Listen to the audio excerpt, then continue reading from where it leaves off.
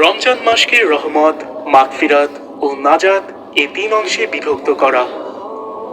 রমজানের প্রথম 10 দিন রহমত, দ্বিতীয় 10 দিন মাগফিরাত, তৃতীয় 10 দিন জাহান্নামের আগুন থেকে মুক্তি। এভাবে রমজানকে 3 ভাগে ভাগ করে এক এক ভাগে রহমত, মাগফিরাত আর জাহান্নামের আগুন থেকে মুক্তির দোয়া করা বিদআত। শরীয়তে এর কোনো ভিত্তি নেই। গোটা রমজান মাস আল্লাহর পক্ষ থেকে এক রহমত। গোটা মাসেই মাগফিরাত ও জাহান্নাম থেকে নাজাত হয়। রমজান মাসের বিশেষ কোনো অংশ এই মর্যাদাগুলোর কোনো একটির জন্য খাস নয়। এটি আল্লাহর বিপুল রহমতের নিদর্শন। আবু হুরায়রা রাদিয়াল্লাহু তাআলা আনহু বর্ণনা করেন, তিনি বলেন, রাসূল সাল্লাল্লাহু আলাইহি ওয়াসাল্লাম বলেছেন যে, যখন রমজান মাস আসে তখন রহমতের দরজাগুলো খুলে দেওয়া হয়, জাহান্নামের দরজাগুলো বন্ধ করে দেওয়া হয়।